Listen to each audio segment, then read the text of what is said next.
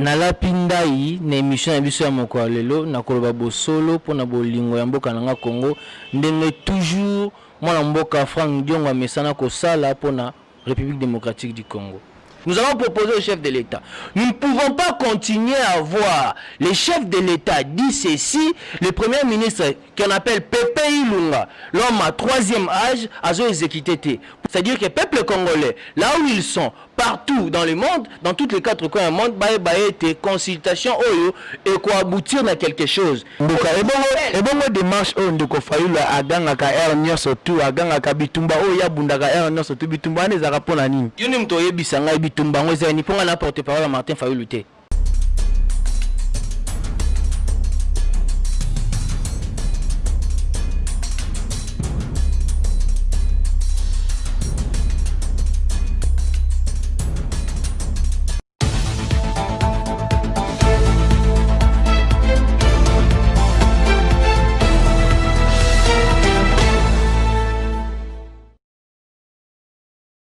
Matembo mingi na balandi sango ya Version Nouvelle TV pe na magazine na bino to solola pona mboka ndeka to continuera na koyebisa bino bosala biso confiance tozaka wana pona kopesa bino ba information ya solo pe ya malamu o esungaka bana mboko bazali na mikili ya poto to pe o bazali na kati ya mboka koyeba maenini o ezoleka na kati ya mboka kozala vraiment na information concernant situation politique ya mboka Congo na yango na souci ya kopesa bino ba information nde tozotambola kaka Congo mobimba koluka koyeba kobeta ba porte na ba parti politique pona koluka kosunga mboka na biso Congo etambola malamu tokitaki pe awa na MLP ezali kambami epa ya mwana mboka soldat oya bundi bitumba pe makasi na kombo ya Frank Diongo tokitaki na MLP pona kokoyeba makanisi na bango pe bakotaki consultation na yango tozoluka tobeta masolo na bango solution nini o bango bamemelaki mokonzi ya mboka pona koluka mboka na biso ebima na crise politique oyo ba congolais bazoloba ernyo surtout na yango wana tokosenga na régie ba pesa biso image moko ya Version Nouvelle TV po tokotisa invité na biso.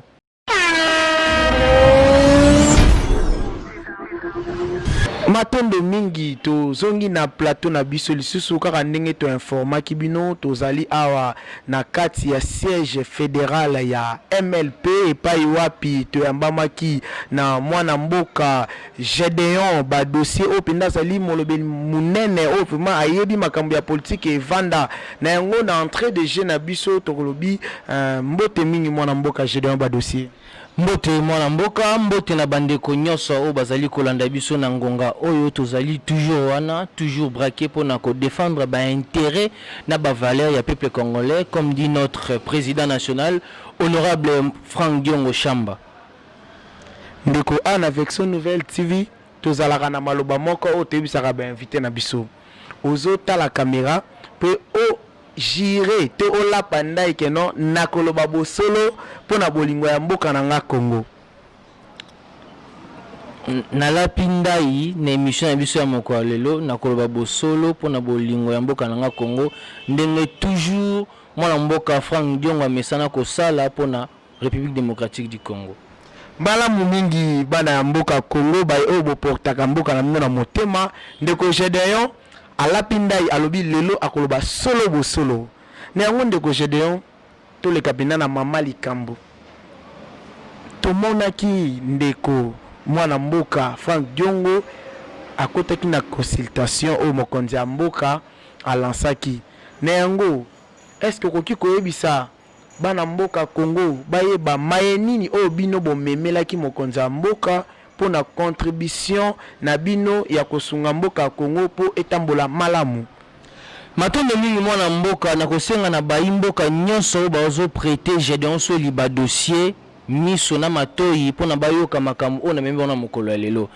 lolenge ete biso MLP ozali kokambama na mwana mboka Frank Diongo Chamba oyo alobela peuple congolais pe alobaka med fois ete etikala jamais kosalama libala ya dictateur na ya démocrate oyo toyebi ete libala oyo ya FCC na cash ezali libala mo contre nature au moni peuple congolais azo subir lelo, azo subir na délestage, azo subir na insécurité, azo subir na maye bimaka bien te, azo subir gratuité bâti enseignement oyo baza ko combattre yango. Raison pour laquelle nous les MLP to kokai ko kanga maboko boité. Aussi longtemps les garants de la nation, chef de l'État Félix Tshisekedi Tshilombo oyo abengi bayimboka nyonso, oyo abengi bayi politique nyonso na bolingo ya peuple tel que vision na ezali ya les peuples d'abord et nous les MLP parti cher et honorable Franck Diongo toujours travailler toujours na vision il y a le peuple d'abord. Nous étions là pour apporter pardon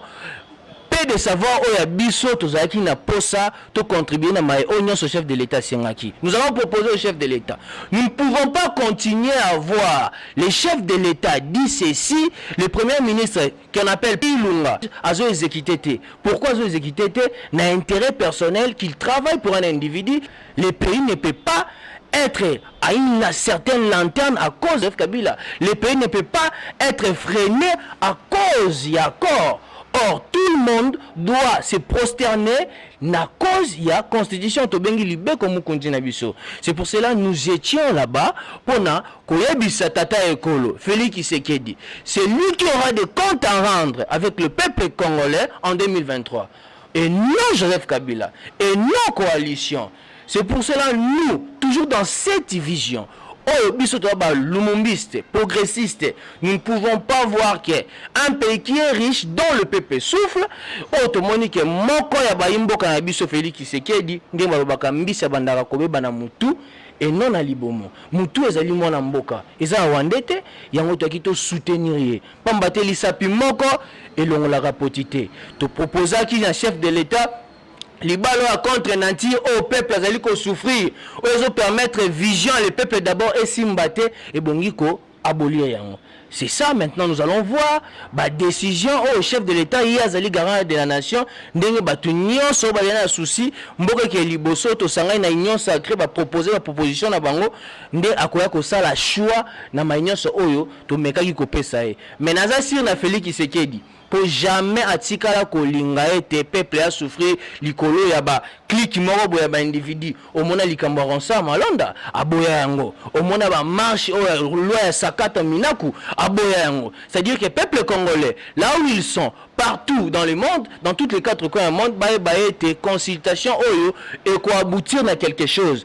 Na ko simba bien que tout ninga na question te mona mboka lobaki na TV5, mona mboka Martin Fayou lobi ete Félix Tshisekedi n'a jamais respecté les accords. Ndeko toko beta masolo wana sima. Eloko ememi biso vraiment awa ndenge tozaki koloba to mona ki MLP akotaki na consultation pour na koluka kosola na mwana mboka mokonzi ya mboka Congo Antoine Félix Tshisekedi na yango to koloba boy pona nini bino bokeika kosenga libala oyo bandeko na biso ya cash bango moko basala ki bajijaki bon kosangana na FCC pona nini kaka bino bana mboka ya MLP pendeko Franck Diongo akeika pona koloba bakabwana po bino bosala libala na bango to ezaka kake no bomoni ke libala wana ezo simbate mwana mboka na ko rappeler no liboso bonge ba ete mwana mboka Franck Diongo Chamba atikala jamais ko linga ko travailler pour l'intérêt personnel. Ce que zalaka ete alingaka ko travailler pour l'intérêt personnel Kabila le père abenga ye aboya na ko rappeler Kabila le fils auto bengi Joseph Kabila abenga ya plusieurs fois aboya. Pourquoi vous ne pouvez pas travailler avec un dictat ou azali na souci na ambition ya ko dévorer le peuple congolais? C'est ainsi que nous sommes là pour pas juger le chef de l'État mais pour prêter nos mains toujours dans l'idée que non Mosapimo Sokolaka et longité to soutenir chef de l'État à Kende Liboso. Moi mboka tangu yo zali ko lo bazalata na mwa soni bien que yo kolingana tuna mituna te ngande yo mto tuna mituna ngainde mutufona tuna mutuna po mituna zali ya ngai bia ne zali ya yo yo nde mto tuna mituna ngande muna ko répondre moi mboka yo mona puis chef de l'État a sali programme il y a 100 jours oh moni ete makamyo so kende e banda ko sala malamu mais tant ba ko timbela ke non et ko ça na des avantages na biso ba komi ko bloquer yo mona puis chef de l'état a lancé gratuité oh constitution de la république on ngana lobaka depuis azala mwana mwasi a violemment mais il y a un monsieur au nom de Félix Tshisekedi qui a voulu respecter la constitution et il y a d'autres personnes mwana mboka yo okoloba kenon a respecter yango mais na mopanzi mususu a plusieurs fois to mona awa mokonza mboka asalibo ezali contre constitution mwana mboka yo so continue ko bango pe kuna ngambo bozolo ba mingi pe mokonza mboka d'abord na kondomi ba juge balobi kenon ye a violaka constitution yo ozolo ba mokonza mboka ye atikali ko violer te ozo mona teke wana bokomi ko luka lokola ko bomba mabe. Le chef de l'État n'a jamais violé la Constitution. Je l'ai dit, le chef de l'État, il n'a jamais violé la Constitution. Il est le garant de la nation. Tata ya école Félix Tshisekedi n'a jamais violé la Constitution. Prévenez, gratuité et zala depuis qu'à la Constitution. J'ai le mot ya kala makasi. Oh ete bison sotebi ete yé mutaliboso sani a appliqué en haut. Mais voyons voir comment notre ami, nos frères congolais, oh bazeli ko linga ete gratuité et simbate. Yebi ete soko lingi ko bomba mboka na éducation. Et quand notre éducation est pourrie, que vous pensez un jour que bayi oh bana Mikel lele oh ba ko remplacer ka biso oh mobutu esa biso que la jeunesse ezali avenir ya lobby. Est-ce que jeunesse oh ezangi éducation, jeunesse oh etangi malamu te, jeunesse oh ya ba alphabet, tu penses que ba ko remplacer ba papa ou bazan ba sénat, ba papa ou bazan ba parlement? Raison pour laquelle le chef de l'État Félix Tshisekedi a voulu mettre la gratuité, a voulu appliquer la gratuité. Mais nous avons vite compris, il y a des gens oh bazo tchara ba koka Jean pona esimbate. Mais atikali simate, il a décidé, il a dit, il a fait. C'est ce que nous MLP nous sommes en train de plébisciter. Nous MLP tel que nous sommes là avec le président Franck Diongo. Ce que le Goza Mabé, on va dire, nous dans la vie nous savons à ce qu'il s'agit de dire non Torloba non. Ce que c'est Torloba oui Torloba oui. C'est comme ça on nous a appris. Biso de Vandana et Kondo vous ne pouvez pas accepter un pays est à la riche et dont le peuple sont pauvres. C'est ainsi que nous sommes en train de plébisciter les chefs de l'État avec vision à le peuple d'abord. Soko moni un jour et le peuple d'abord. Et ce qui au contraire. Moi l'amboka lukanga TV Zali Radio T. Je te dis toko travailler toko loba. Matonde mingi mwana mboka tomonaki ba ndeko na biso ya lingomba catholique to babengamaki ba évêque batambolaki mwa mingi bazalaki na consultation bakutanaki na mokonzi ya mboka Congo Félix Antoine Tshisekedi bakendaki kokutana na mwana mboka Joseph Kabila bakutanaki lisusu na mwana mboka Martin Fayulu balobi ekozala pe malamu malgré consultation to le kana dialogue et bongo mwana mboka Franck Diongo o mokonzi ya parti MLP bozo mona yango lolengeni ezali makanisi ya malamu to pe ezali makanisi ya mabe. Mwana mboka yebi ete na kosala au moins rétrospection mukie na pouvoir ya mwana mboka Joseph Kabila Kabange pona ni to anda okende dialogue to banda okende dialogue parce que le pouvoir de Joseph Kabila était contesté chez tout le monde. Peuple congolais banda toujours contesté. Ils ont voulu que tout qu'il y ait un dialogue comme on a proposé de voir que non, ils sont nous pour tout que liboso. Et il y a un moment que tout ça qui dialogue. On va respecter n'est pas encore té. À respecter bien ma cambo dans la carte dialogue té. Mais le Félix Tshisekedi il est élu et son pouvoir n'est pas contesté. Le peuple congolais sont derrière. Mwana mboka et bon démarche on de ko Fayulu aganga ka er nyoso tu aganga ka bitumba o ya bundaka er nyoso tu bitumba ne za rapona nini. Yoni mto yebisanga bitumba ngo ezani ponga na porte parole Martin Fayulu te. Po ya lelaka er nyoso tu bazongisela ekiti na ye mto aganyaka bazongisela ekiti na ye. Mwana mboka Jean-Pierre Bemba comprendre, mwana mboka Moïse Katumbi à comprendre. Laissons tout à côté. Laissons ces histoires-là, la vérité des îles autres, zones abissoté à côté. Venons soutenir l'enfant du pays. La constitution abissée si instance judiciaire, la Cour constitutionnelle, plein pouvoir. C'est-à-dire, décision en Cour constitutionnelle, et Zalaka, inattaquable jamais. Une fois vous reconnaissez que la Cour constitutionnelle, elle est l'organe compétent, il y a qu'à juger votre cas, par exemple. Et vous avez apporté votre dossier. Moi, Lamboka Martin Fayoulou a un dossier dans la Cour constitutionnelle. Et hier, après avoir qu'il la Cour constitutionnelle a tranché que Ozoa quitté. Et yo bandi ko taqué ma décision en Cour constitutionnelle. C'est une infraction. C'est une infraction, je vous rappelle. Raison pour laquelle moi, Lamboka, le président actuel Félix Tshisekedi a dit à Martin Fayoulou, Makambouyo Sala, si c'était moi, dites-moi maintenant. Bien là ça ne loko akolobate po tenga za mo pandisango oya nga ezali kopesa mituna na bino bana mboka oyo bozali na ba parti politique ko répondre ba o balanda kabiso po bayeba nini ezoleka na mboka Kongo mwana mboka na kotala malamu tomonaki ndeko Frank Diongo akotaki e bongo soki lelo mokonza mboka lobi na mwana mboka Frank Diongo yaka tosala mosala boko kende to boko kende te. Et bien, Frank Diongo Azalia, monsieur rempli de valeurs, rempli de dignité, rempli de principes. Et Frank Diongo n'est pas un posténiste, pardon. Frank Diongo, tel qu'il est là, il a toujours combattu pour l'intérêt du peuple et non pour l'intérêt d'un individu. Et ce gouvernement, le chef de l'État Kobimisa, par exemple, supposons, ce gouvernement Bimi, dont vision est le peuple d'abord. Pourquoi pas mon amboka Frank Diongo a travaillé? Mais ceux qui ont la vision, le peuple d'abord, nous n'avons pas travaillé. Qui vous a dit si Félix Tshisekedi est là parce qu'il y a le gouvernement, c'est dans la vision le peuple d'abord n'est au travail. Non, on ne va pas travailler. Chaque parti politique est en pleine autonomie.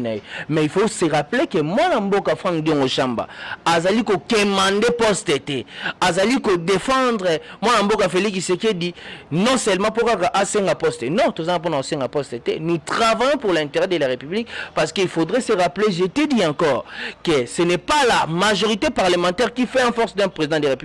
Mais c'est la majorité populaire. Et moi, dans Mboka Frank Diongo, il y a la prison centrale à Makala, il y a la marche à Luenge, au mona peloton, plus de 90 millions de bateaux, on va soutenir le sous-chef de l'État. C'est ainsi que nous voulons que cette vision, et le peuple d'abord, et s'appliquer partout dans les 4 coins de notre République démocratique du Congo. C'est un peu ça, mon Mboka.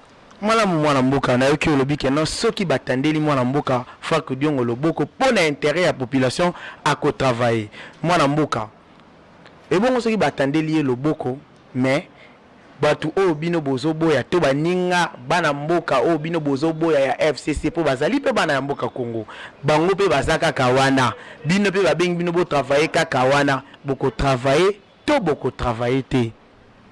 Je ne suis pas là pour nos intérêts personnels. Nous sommes en train de voir les intérêts généraux. C'est très important de travailler dans le gouvernement. Tel que moi je suis là, je ne suis pas en gouvernement, mais je suis en train de défendre mon pays. Je suis en train de défendre les intérêts du peuple congolais. Je pense que les appels primordial, les arrêts tous dans le gouvernement. Tel que je vous informe, tous dans le gouvernement. Mais ceux qui attendent le boko pour travailler, on va se lobby. Ceux qui attendent le boko, balobi boya. Mais bande quoi FCCP bazali kaka wana libala wana ezaka me balobi boya to travailler longo. Libala wana ko simba te po peuple kangola tikala ko linga yango te. Na lo bango met fona tikala ko linga libala wana te. Eza loko zo sangsa sata na nzambe. E ko simba te. Monsieur Salema. Monsieur Salema. Le chef de l'État, il est garant de la nation. C'est lui qui a fait ces accords et non le peuple congolais. C'est ainsi que lui doit se soumettre au peuple congolais comme il a fait. Comme il a aboli l'accord de Genève, comme il va abolir cet accord que vous êtes en train de me dire de Joseph Kabila. Nous les MLP, tout ça jamais que l'ima mariage Joana. Et tu sais, nous mettre foyete, libala il y a ndokina satana, ndokina nzambe tira rosa mate. C'est un peu ça. Malamu mini mwambuka. Tomoni mwambutu mbutu ezali na ngambo ya bandeko na biso ya lamuka. Et pas wapi tomona na ba bitumba ba marche belé bozala ensemble botambola tomona mwana mboka Frank Diongo côté ande kona mwana mboka Martin Fayoulou côté pembeni ande kona mwana mboka Jean-Pierre Bemba na Moïse Katumbi mais lelo baninga oya kota mopanzi ala muka tomoni mwa bokabwani ezali conseil nini oyo kopesa na bango par rapport ya ndenge bazalaki ensemble mais lelo tomoni lokola ezo simba lisusu te. Non, bien qu'il n'a pas porté-parole à Bangote, je pense que moi, Namboka, le président Martin Fayoulou, Yemora Ebe Oniazosala, Azana ba prérogative na ya retirer l'opposant ndenge pa lingi. Je pense aussi le président Moïse Katumbi yemo a choisir quand o ayebi ya malamu le camp de la patrie ba yo balinga mboka ba yo balinga retravailler ba yo balinga intérêt personnel te mwana mboka Moïse Katumbi ayaki ko consulter azala consulter par chef de l'état après la proposition na parole aussi avec le président mwana mboka Jean-Pierre Bemba Bongo o ayaki ko kutana mwana mboka Félix Tshisekedi Tshilombo pour na intérêt la République démocratique du Congo. Je vous dis toza ba tribu ebele mais ce qui nous réunit ezali Congo. Donc nde balobaka soki mwana beli na mabele orole anelo aliboso ko teteza mabele poso ku felo aliboso eksa ni ne kundo mabele. Pona Congo to sangana. Mais tant que na bato bazo luka ba intérêt personnel ndeti FCC. Bato bazo travailler pour un individu ndeti Kabila wana ko simbate. On a peuple congolais au papa qui serait tiré à biso, prenez-vous en charge. Malamu mingi mwana mboka vraiment lelo peuple to ba congolais bazolo ba crise politique ezali. Est-ce que yo koki koyebisa na ba Congo crise politique wana ezo uta mopanzi nini? Ezo uta na ngambo ya cash to na ngambo ya FCC. Nazo rappeler na olobaka mettre fois mwana mboka Frank Diongo Chamba alobaka na baimboka nyonso tonga bibi prison après avoir gracié par Félix Tshisekedi Tshilombo. Alobaka ete libala ya dictateur na démocrate et simbaka te. Un démocrate avant sa décision moko boya ko réunir baimboka nyonso pour travailler na intérêt ya baimboka. Un dictateur alandaka kaka ba intérêt personnel na ye. Un dictateur c'est un vaudou. Yo mona bien na ebité na époque wana soko zaka mwana muke to bozalaka mukolo ya mwana mboka Mobutu kukuwendo wa Zabanga ya tikala ko consulter mutu te. Ya bandaka ko ba décision na ndenge na ye. C'est ça, c'est ce que l'MLP avait dit, que Libala Kende Musikate. Et vous avez dit, vous avez vu, dans le chef de l'État, il veut instaurer un Congo nouveau, il veut bâtir ces pays, il veut faire cavalier ces pays, peu importe les difficultés qu'il y a de l'FCC, peu importe les difficultés, il y a le mariage contre Nati. Oh, Bozomona, chef de l'État, a tché vision, boy, le ministre bloc. Yo mona pinamboka nini, ministre. Chef de l'État a nommé Baba Kyungu, yo ministre à portefeuille, pour notifier, et ça les 6 mois. Oso c'est la ligne. Est-ce que dans l'époque Joseph Kabila les Arabes pour signer, bongo benga Kingakati. Donc ben injonction, yo zo travailler pour la Kingakati, yo zo travailler pour le souverain premier des peuple congolais. Je vous affirme, je vous confirme que Mouto Azali contre ce pays pour qu'il libosse à FCC. Na repese exemple moko oyo mwana mboka madame Janine Mabund oyo aya na parlement na lipakanga journée. Aye na lipakanga journée na kati ya parlement, je me suis demandé aye nango pona kosala nini?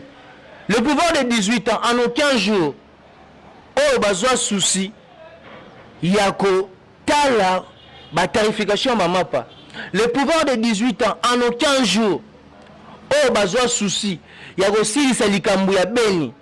Le pouvoir de 18 ans en aucun jour oyo bazwa souci ya ko régler ban compte nyonso mamba gratuité basala yango te. Le pouvoir de 18 ans en aucun souci basala décrispation politique. Le pouvoir de 18 ans en aucun jour oh yo journaliste ndeko nanga to vana yo oza na liberté to ça le mission boy so qui te ba yo lokota biso déjà. Mais aujourd'hui l'époque a révolu, aujourd'hui l'époque est changée, aujourd'hui ça émission non librement, aujourd'hui gratuité de l'enseignement oh ba papa mso bando belle attention, mais ça a été toujours combattu, ça a été toujours combattu et ça a combattu na ka nani na FCC.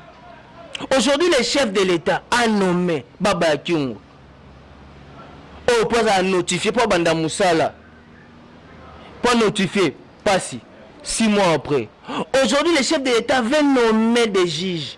Yoga Kuna, on donne des injonctions à un ministre.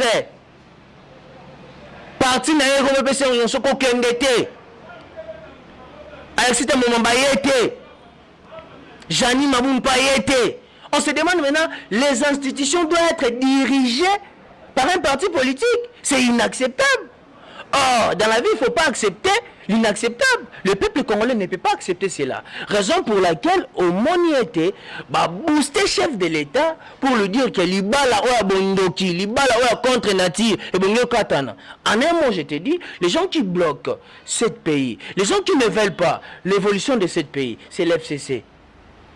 On a la consultation, tomoni bande komisio FCC bayaki mwana mboka plus mabulu tomona ki bazali mwa bituna mwana mboka plus mabilu état na ezandeni azo recevoir ba coup de fil azo recevoir ba menace de mort et comme il bango émission na ezaka la plus oui mwana mboka nyonso ayebi ete plus mabilu aza menacé bitakuira aza menacé ba vie na bango en danger mais le système a changé et Félix Tshisekedi aza soutenu par le peuple congolais, aza soutenu par la Constitution.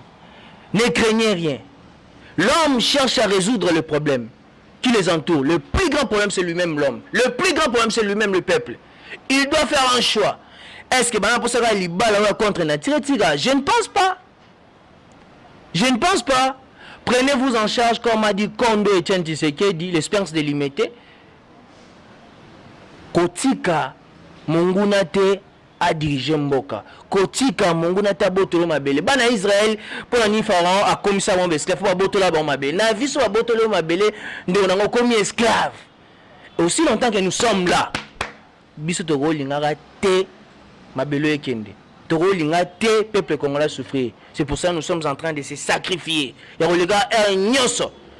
Ya ko défendre l'intérêt du peuple congolais. C'est un peu ça on a ko loba ba imboka nyoso. Malamu mingi mwana mboka liloba okoki koloba na chaîne Olelo version nouvelle TV ezo permettre na ba diaspora ezo permettre na bana mboka Congo bazala toujours informé na opesa na PDG na mbote ye mutasali ba innovation bo o esali ete e akokosa biso bo ba politique azali vraiment merci na ba action au continuer sur ko sala ebele ngai pomna j'ai des ba dossier na zawana pour na soutenir toutes les actions Oyo Sala pour Namboka Wekende Liboso République démocratique du Congo.